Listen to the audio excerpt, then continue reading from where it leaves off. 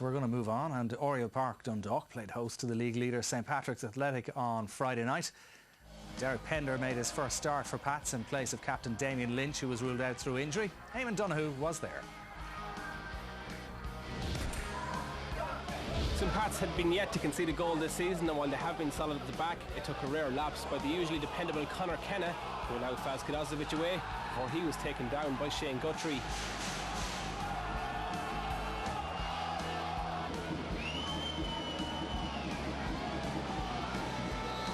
Neil Fenn's free kick eventually fell to Tom Miller. The former Rangers man scuffed his shot wide.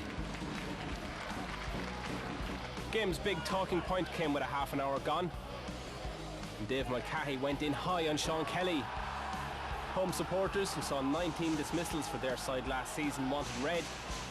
The end result was a yellow for Mulcahy and a yellow for Miller's protests. The best chance of the half fell to David McAllister. The former Shelburne man was denied by the alert Peter Cherry in the Dundalk goal. A game that had offered little in terms of chances sparked life around the hour mark when Conor Kenna brought the best out of Peter Cherry.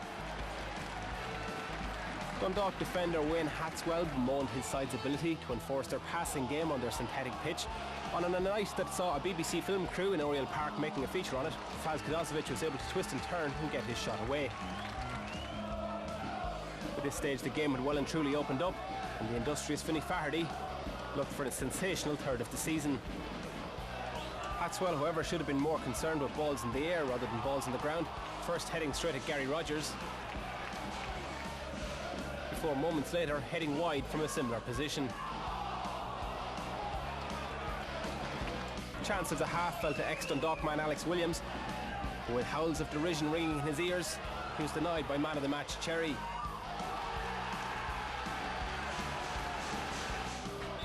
So 0-0 had finished, both sides still unbeaten this season. Pats, minus Damien Lynch, still yet to concede a goal.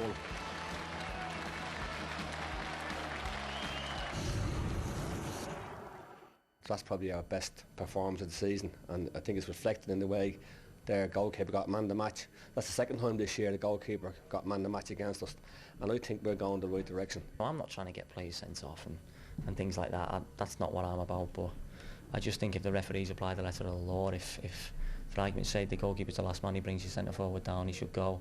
If somebody headbutts somebody, they should go, and if someone jumps up 2-footed and does a tackle like that, then he should go. And you know, we get bookings tonight that are just beyond belief, you know, because ultimately you've got to gauge them on what he gauges a yellow card, and if jumping up 2-footed and going into a tackle like that is deemed a yellow card, then I don't think one or two of ours were.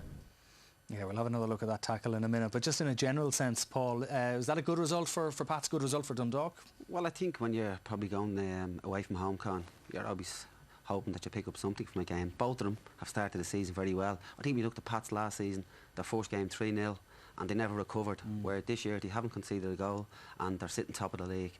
I think Dundalk as well, I've seen them against Shamrock Rovers a couple of weeks ago, and they have some good players, you know, Neil Fenn, Kusadovic, and I think a couple of the central midfielders that he signed, and JJ Milligan and Tommy Miller, like they've done very, very well. So I think when you look at the game in general, there's a lot of chances, and I think Peter Cherry made some very, very good saves, as Pete says. So I think all in all, maybe Pats might be a little bit disappointed that they just didn't get the 3 points from it. I think when you look at the pitch, sorry Damien, a totally different contrast from Galway to Oriel Park. You know, pitch looks great, and the common factor to me in the two sides, they've both got good back fours, plenty of experience there, and that's the base you're building on. Both goalkeepers also playing well for Pats and Dundalk, so there's the base.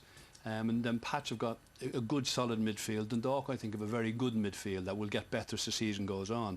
So I just think, looking at Dundalk and looking at the pitch, as Paul says, I think it needs water on it before a game. And I would suggest to the directors of Dundalk, if they want people to come, they've got to make the football as exciting as they possibly can, which means the tempo has to be high.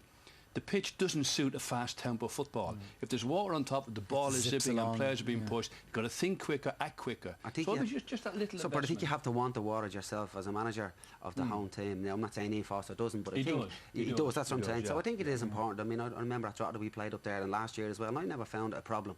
Other than if it's not watered, and I think it does suit teams that want to try and play. Yes. I mean, there's a great move at the end there. Just showed you some good passing and very good. Ian Foster did have a problem with the Dave Mulcahy tackle. I don't know whether Dave Mulcahy has been watching a lot of Jackie Chan movies or something, but this is... It's definitely part of Dave's game. I mean, I play with him at Pats, and, you know, he does go in quite hard to tackles. Now, I'd say there, like, he does jump up with, you know, 2 feet, possibly intending on it, and he does pull away then at the end and just leave the 1 foot in, and he gets the ball as well. It's a very hard tackle. You know, probably deserves a book, and I'm not 100% sure he should have been sent off for it, because he did back out of it in the end. The only thing I would say about it is it deserves a yellow card. It's not a good tackle, but his timing in the tackle is actually very, very good. Because he got the ball? Not because his timing at the ball was perfect, but you can't launch yourself into a tackle like that. So I'm complimenting him on one hand, saying his timing was great, but really you can't, nowadays, you can't launch You're yourself. both saying yellow card, Paul. I don't know. Ian Foster said definite red card. I think a lot of people watching that would say if you jump up like that... Probably when you're looking at it in the heat of the moment, Ian Foster probably just sees it. But I think when you see it back there, I mean, the lads are the way he does jump and he has a lot of intent, as if he's going to go with 2 feet. But if you look at the tackle in the end, it is just with 1 foot. What I would say is, if he missed the ball, Sean Kelly was probably lucky, fortunate, because he pulled on the ball. He could have ended up being really hurt from actually just trying to block the ball. I think the key is the timing. Had he mistimed that tackle a fraction, it could have been a bad I'm really injury. surprised, I have to say, because I thought all three of you were going to say definite red card. I think the fact that the two players are, you know, travelling at such speed towards each other, it makes it look bad as well, because when the contact is made, the Dundalk player goes flying, so it looks a lot worse than it does, than it is. All right. Sorry, those tackles years ago. I was going to say it's probably a tip. But you were much harder in those days. Oh, not me. I never made a tackle like that.